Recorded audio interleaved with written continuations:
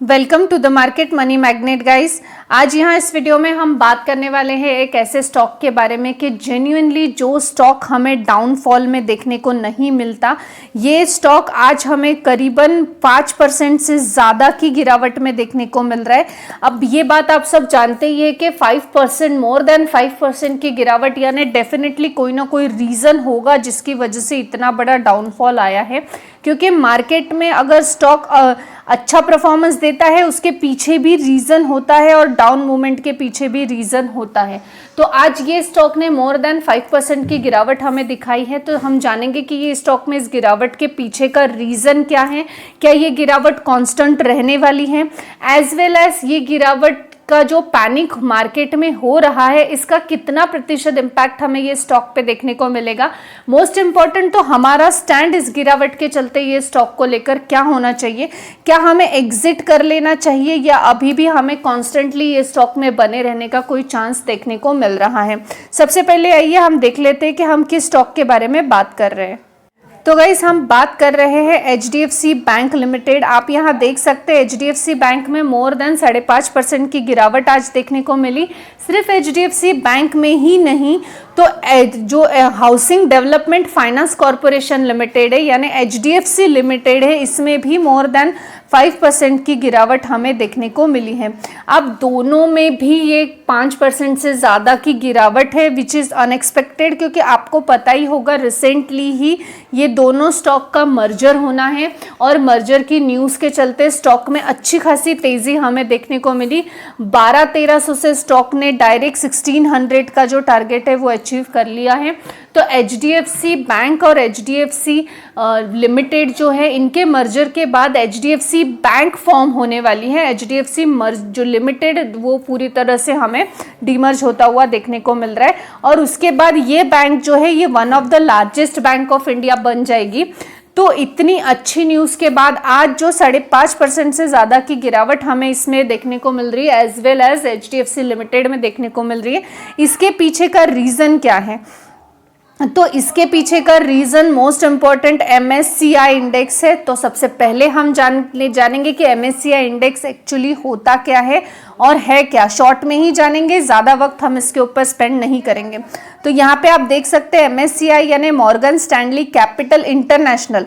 अब Morgan Stanley capital international यानी ये एक इन्वेस्टिगेट रिसर्च सोसाइटी है, इंडेक्स है मोस्ट इम्पॉर्टेंट। अब ये इंडेक्स इंटरनेशनल होने की वजह से यहाँ पे FIS का जो वास्तव्य है ये डेफिनेटली ज़्यादा देखने को मिलता है। बड़े बड़े इन्वेस्टर इसके ऊपर फोकस करते हैं। अगर आप किसी भी न्यू कंट्री में इन्वेस्ट करना चाहते हैं तो वहाँ का अगर आपको पता नहीं है कि कौन से स्टॉक्स अच्छे हैं या भरोसेमंद है, तो आप ये MSCI इंडेक्स में से देखकर वहाँ के स्टॉक्स को पिक कर सकते हैं।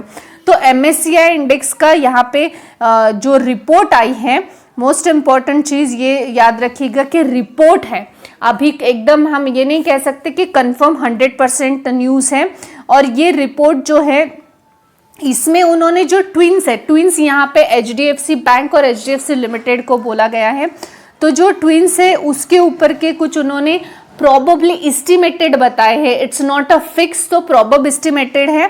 जैसे कि उनका जो फैक्टर था, एडजस्टमेंट फैक्टर, वो मर्जर के बाद 1 रखने वाले थे वो HDFC बैंक का, जो कि अब 1 न रखते हुए वो 0.5 रखेंगे, एस्टिमेटेड यहाँ पे बताया जा रहा है। तो ये याद रखिएगा। तो एक रखने से करीबन 3 मिलियन से ज़्यादा का बेनिफिट यहाँ पे HDFC को देखने को मिलने वाला था। वहीं पे जो है अब उन्होंने अपने क्लाइंट्स को वो 0.1 बताया है, जिसके चलते कि वहाँ पे वो हमें कम देखने को मिल रहा है या इन्वेस्टर सब कम अट्रैक्ट होने वाले हैं। यहाँ पे FIS जो है ये कम इन्वेस्ट करेंगे, क्योंकि यहाँ पे MSCI इंडेक्स ने जो है यहाँ पे 1 के अलावा 0.5 यहाँ पे उनका फैक्टर रखा है। उसके अलावा भी कुछ चेंजेस यहाँ पे बताए गए हैं। अब ये सारी बात जो है मोस्ट इम्पॉर्टेंट, मैं आपको यहाँ पे यही बताना चाहूँगी कि ये इसमें पूरी जो बात बताई गई है वो इतनी ही है कि एस्टिमेटेडली यहाँ पे उन्होंने मर्जर के बाद का जो इंडेक्स HDFC बैंक का इंडेक्स है वो 1 के अलावा 0.5 प्रॉबबली एस्टिमेटेड बताया है, कंफर्म नहीं है। जहाँ पे 18% तक FIS की इन्वेस्टमेंट्स यहाँ दिखने वाली थी आफ्टर मर्जर, वो 15% तक ही दिखेगी। अब ये सारी न्यूज़ जो है एस्टिमेटेड है, प्रॉबबली है, कंफर्म नहीं है, रिपोर्ट के जरिए है। तो जहाँ पे ये 0.1 के अलावा 0.1 MSCI इंडेक्स ने बताया है, वो हो सकता है कि जब कंफर्म रिपोर्ट आए तो वो उसको 1 की 1 ही रहने दे, ज़रूरी नहीं है वो 0.5 रखे। ये भी हो सकता है 0.8 हो जाए, तो कुछ भी वो कंफर्म रिपोर्ट में आ सकता है।